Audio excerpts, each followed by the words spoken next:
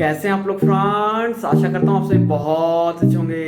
मैं सुब्रत विश्वास और आज की इस वीडियो में हम लोग बात करेंगे मेटल यूआई की डेटा ग्रिड के बारे में। तो चलिए फिर बात करते हैं।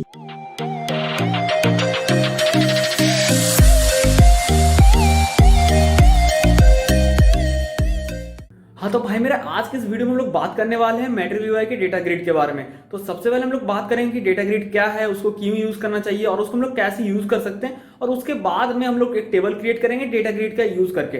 ठीक है, तो सबसे पहले बात कर लेते हैं कि डेटा ग्रिड है क्या। तो डेटा ग्रिड एक कंपोनेंट है मेटल यूआई का। जैसे बाकी कंपोनेंट्स है, बटन हो गया या फिर मेनू हो गया और ड्रॉप डाउन, जितने भी सारे कंपोनेंट्स है मेटल यूआई में, उसी तरीके से डेटा ग्रिड भी कंपोनेंट है। लेकिन ये काफी कमाल का कंपोनेंट है, इसकी मदद से आप टेबल क्रिएट कर सकते हैं। ठीक है, तो अब बात कर लेते हैं कि इसको हम लोग क्यों यूज करेंगे। ठीक है, तो आप अभी सोच रहे होंगे कि यार डेटा ग्रिड से हम लोग टेबल क्रिएट कर सकते हैं, तो वो तो हम लोग स्क्रैच से भी क्रिएट कर सकते हैं रिएक्ट जेएस में, फिर डेटा ग्रिड ही क्यों।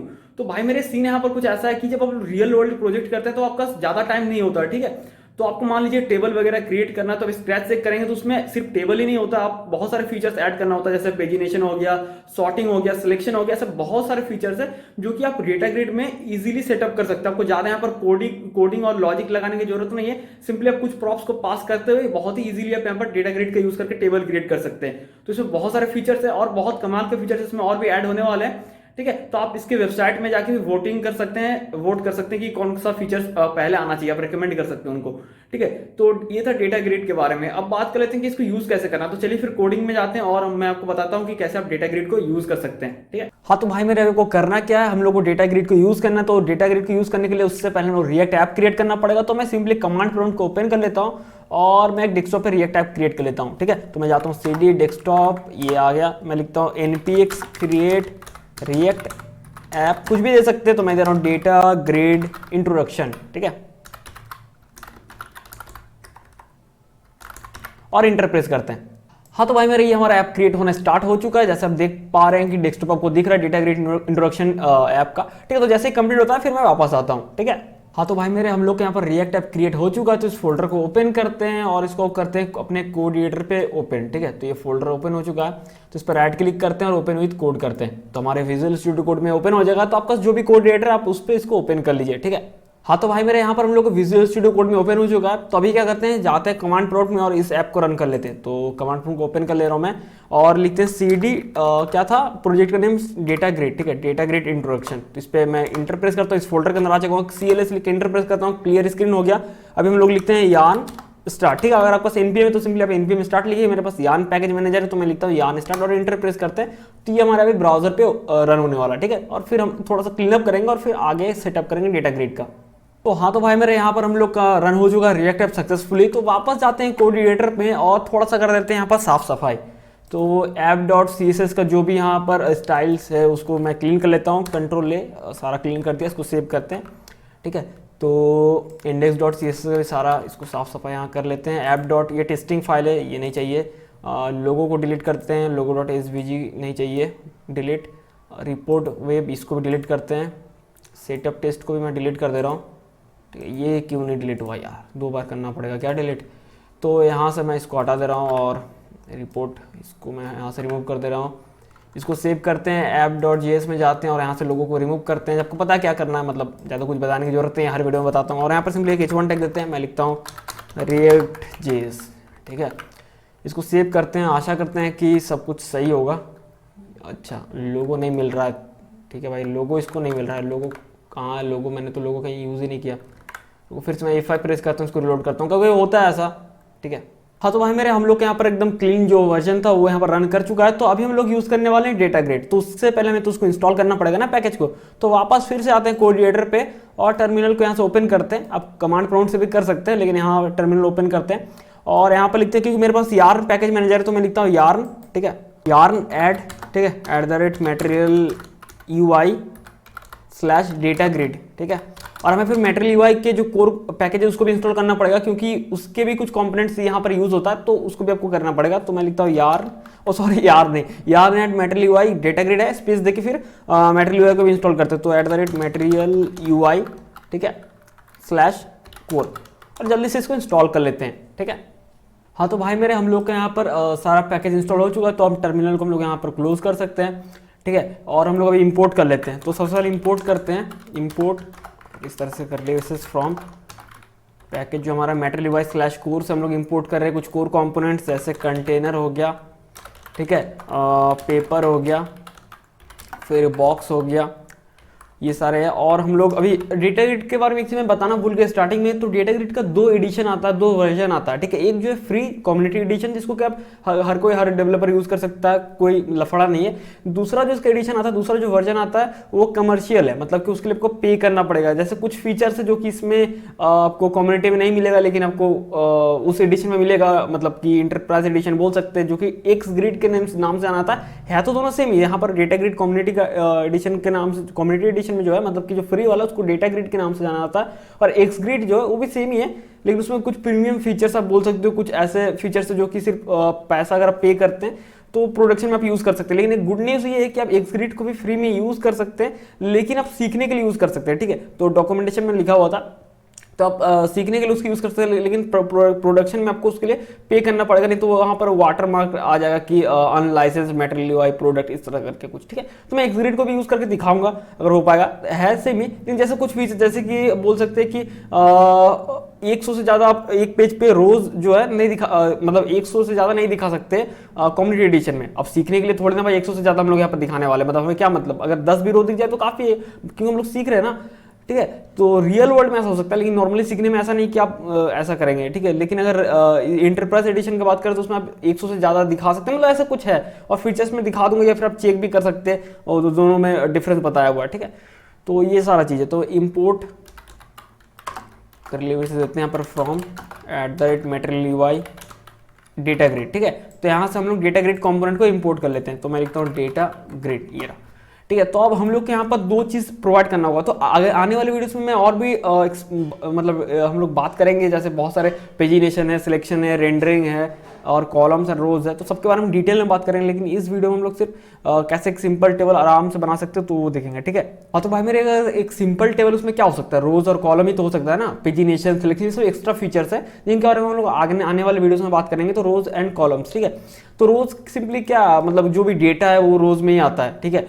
तो डेटा है, तो मैं सिंपली यहाँ पर क्रिएट कर रहा हूँ रोज, कॉन्स्ट रोज, तो रोज क्रिएट करते हैं। अरे यार सारा कैपिटल में हो जा रहा है, कॉन्स्ट रोज, ठीक है। और क्योंकि एरे में होगा, क्योंकि बहुत सारे हो सकता है डेटा ना, तो मैंने लिंक डाल दिया डिस्क्रिप्शन पे, उस पर अगर क्लिक करेंगे तो आप स्निपेट ये जिस्ट फाइल पे आ जाएंगे, स्निपेट है सिंपली। तो यहाँ पर यूजर का, फेक यूजर का डेटा है, तो यहाँ पर 100 यूजर का डेटा है, तो मैं इस तरह सिलेक्ट करता हूँ, ऐसा करता हूँ, सबसे नीचे जाता हूँ, ठीक है। यहाँ से मैं करता हूँ इस तरह से, तो ये एकदम फास्ट सिलेक्ट होगा सारा, ये रहा। तो यहाँ तक मैंने सिलेक्ट कर लिया 100 यूजर को। तो अभी मैं आता हूँ विजुअल स्टूडियो कोड में, इसका लिंक मैंने डाल दिया डिस्क्रिप्शन पे। इस एरो को ऐसा हटाता हूँ, यहाँ पेस्ट करते हैं, तो ये बहुत ज़्यादा हो गया। तो अभी एकदम टॉप पे जाते हैं और इसको यहाँ कोलैप्स कर लेते हैं, ताकि ये ना फैला होना लगे तो बहुत भद्दा से दिखेगा, ऊपर नीचे करने में टाइम लग जाएगा। तो ये हमारा रोज है, ठीक है। अगर मैं फिर से इसको ये मतलब अनकॉलैप्स करके दिखाऊं तो देखो सिंपली आईडी है, ठीक है। आपको आईडी देना ही है, वो क्या होगा कि परफॉर्मेंस को इंप्रूवमेंट करेगा, ठीक है। तब वो डिटेक्ट कर पाता, ट्रैक कर पाता कि किसको रिमूव हो रहा है, कौन सा ऐड हो रहा है, ठीक है। तो आईडी आपको देना है, और बाकी जो भी प्रॉपर्टी है, फर्स्ट नेम है, लास्ट नेम, ईमेल है, ठीक है। 3 ही चीजें, ज्यादा मैंने इसको कॉम्प्लेक्स नहीं बनाया।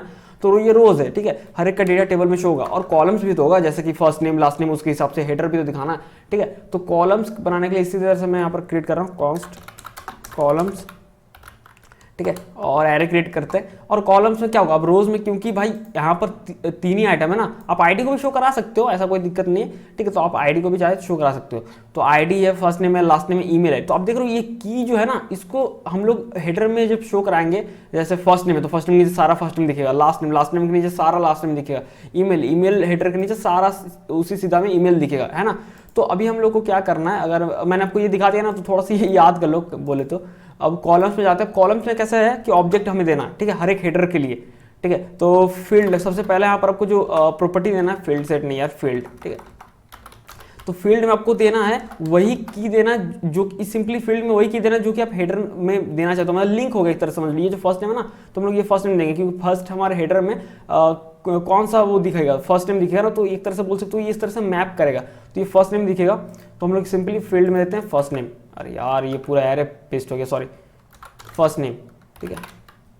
देख लेते क्या है, अच्छा एन कैपिटल है, ठीक है। तो फर्स्ट नेम, ठीक ठीक है। तो हमने ये फर्स्ट नेम दे दिया। अब उस हेडर पे उसका हेडर का टाइटल क्या होगा, जैसे आप टेबल बनाता है टी हेड में देते हैं ना, तो हेडर का टाइटल क्या होगा, तो यहाँ पर हमें देंगे header title header name property, जिसमें कि हम बताना होगा। तो हम लोग चाहते हैं वो इस तरह से फर्स्ट नेम, ठीक है। तो थोड़ा अच्छा है ना कि जैसा प्रॉपर्टी में, ठीक है। तो फील्ड सीधा लिंक होगा उस आइटम, उस रो के उस सेल से, एक तरह से बोल सकते हैं, ठीक है। तो हेडर का फर्स्ट नेम यहाँ पर हमने फर्स्ट नेम दे दिया। तो और यहाँ पर हम लोग सिंपली बाय डिफॉल्ट इसका विड्थ जो था 100 होता है, लेकिन हम लोग अपने हिसाब से इसको मॉडिफाई भी कर सकते हैं, ठीक है। ऐसे मैं दे रहा हूँ 200, ठीक है, इस तरह से दे सकते हैं।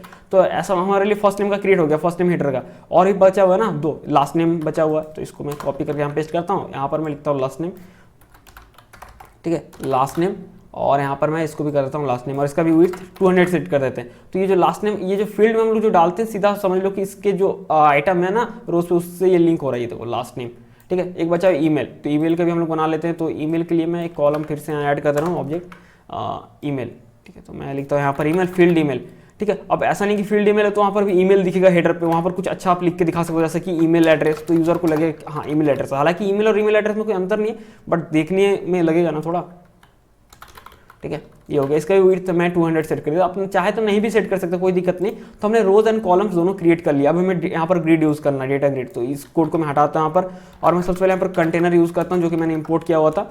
और इसके अंदर मैं यहाँ पर यूज करता हूँ पेपर, ठीक है, कॉम्पोनेंट। और यहाँ पर क्या करते हैं, पेपर को as a box component use करते हैं। तो मैं कॉम्पोनेंट देता हूँ यहाँ पर बॉक्स, तो जिसमें कि हम लोग सारी यूटिलिटी फंक्शन को भी यहाँ पर इंप्लीमेंट कर पाएंगे, ठीक है। तो अभी क्या करते हैं, यहाँ पर थोड़ा सा कस्टमाइज भी करते हैं, जैसे स्टाइल, मैं यहाँ पर हाइट सेट कर दे रहा हूँ,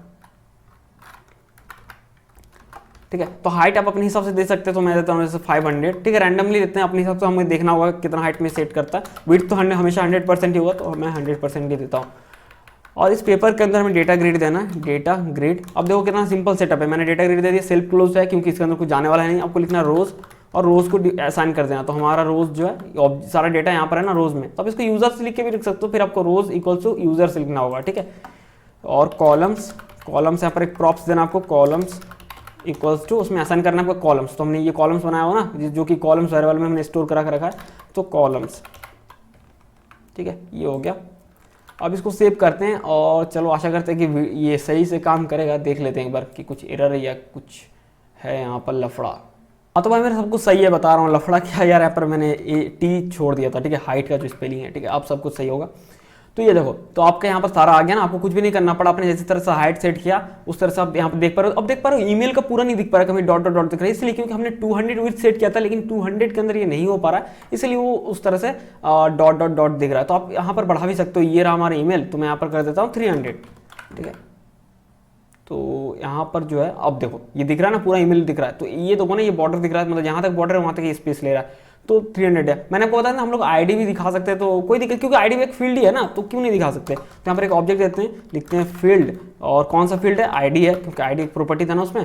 तो फील्ड हम लोग दे रहे हैं यहाँ पर, और ये ऑब्जेक्ट कॉमा देते हैं क्योंकि ये फर्स्ट वाला है। उसका तो हम लोग देते हैं हेडर नेम, हेडर नेम मैं देता हूँ आईडी, ठीक है। या फिर आप इस तरह से भी दिखा सकते हैं हैश आईडी, क्योंकि आईडी मैंने देखा बहुत बार उसमें हैश लगा होता है पहले, तो आप अपने हिसाब से इसको दे सकते हैं। और विड्थ नहीं भी देंगे तो चलेगा, क्योंकि बाय डिफॉल्ट 100 होता है, तो आपको उससे कम चाहिए तो ठीक है, और नहीं तो फिर ये रहा, ठीक है। तो आप आईडी भी इस तरह से दिखा सकते हैं। अब यहाँ पर सीन क्या क्या आप देख रहे हो, यहाँ पर पेजिनेशन भी ऐड हो चुका आपके लिए। और यहाँ पर अगर आप और भी बहुत सारे फील्ड ऐड करेंगे, जैसे कि first name, last name, email address और भी, तो यहाँ पर ये स्क्रॉल बार भी आपको मिल जाएगा, ठीक है। तो अभी पेजिनेशन भी यहाँ पर ऐड है, तो आप चाहे तो आप लिमिट कर सकते हैं, ठीक है। जैसे कि यहाँ पर 100 ऑफ आइटम्स आपको दिख रहा होगा, 1 से लेकर ये 100 तक दिख रहा है ना, लेकिन आप चाहते हो कि कम दिखे, ठीक है। तो पेजिनेशन के बारे में अलग से बात करेंगे डिटेल में वीडियो में, लेकिन अभी के लिए बता रहा हूँ। तो सिंपली आपको लिखना है पेज साइज, ठीक है। तो पेज साइज अगर मैं लिखता हूँ 10, तो सिंपली क्या है कि 10 ही आइटम दिखेगा एक पेज पे, ठीक है। ये देखो 10 ही आइटम दिख रहा है, ठीक है। आप इसको बढ़ा भी सकते हैं, अगर आप यहाँ पर हाइट चेंज कर देते हो, जैसे कि मैं दे रहा हूँ 700, ठीक है। तो आप अपने हिसाब से इसको हाइट बढ़ा के भी इसको एडजस्ट करा सकते हो इस तरह से, ठीक है। तो 1/10 ऑफ 100 आप इस तरह से नेक्स्ट कर सकते हो। पेजिनेशन आपके लिए ऐड होगा, तो आपको कुछ भी यहाँ पर मैनुअली आपके लिए क्रिएट नहीं करना पड़ा, स्क्रैच से आप बहुत इजीली इसको रेडीमेड बना हुआ है, तो उसको यूज कर सकते हो, ठीक है। तो ये काफी कमाल का यहाँ पर है, ठीक है। हाँ तो भाई मेरा आप इसको ऐसे भी लिख सकते हो, अगर विड्थ दे रहे हैं तो आपको स्टाइल एट्रीब्यूट देके भी देने की जरूरत नहीं, क्योंकि आप इसको ऐसे बॉक्स कंपोनेंट यूज कर रहे हो, तो बॉक्स का भी जो फीचर्स है, मतलब यूटिलिटी क्लास यहाँ पर इंप्लीमेंट कर सकते हो। तो आप सिंपली यहाँ पर विड्थ दे सकते हो, 100% को चाहिए तो 1 लिख दो, सिंपली इसका मतलब है 100%। और आप यहाँ पर हाइट देना चाहते हो तो स्पेस देके हाइट लिखो, ठीक है। हाइट और जितना ज़्यादा, जैसे मुझे चाहिए 700 तो मैं सिंपली 700 लिख दिया, ठीक है। तो 700 px यहाँ पर हाइट मिलने वाला है। तो इस तरह से आप कर सकते हो, काफ़ी एक क्लीन है उसके मुकाबले, ठीक है। तो आशा करता हूँ भाई मेरे कि आपको समझ में आ गया होगा कि डेटा ग्रिड क्या है, उसको क्यों यूज़ करते हैं और उसको हमें कैसे यूज़ करना है। आने वाले वीडियोस में हम लोग मतलब बहुत ही डीपली बात करेंगे अलग अलग फीचर्स के बारे में, जैसे कॉलम्स हो गया, रोज हो गया, उनके सारे फीचर्स के बारे में बात करेंगे। जैसे कॉलम्स को कैसे रिसाइज कर सकते हैं, कैसे विड्थ दे सकते हैं, और भी बहुत सारे जो बहुत कमाल का उनके फीचर्स है, उन सभी के बारे में डिटेल्ड अलग अलग मैं वीडियो बनाऊंगा, ताकि आप अलग अलग मतलब इजीली सब अलग अलग टॉपिक को इजीली समझ पाए, ठीक है। तो इस वीडियो में बस इतना ही, फिर मिलते हैं अगले वीडियो में।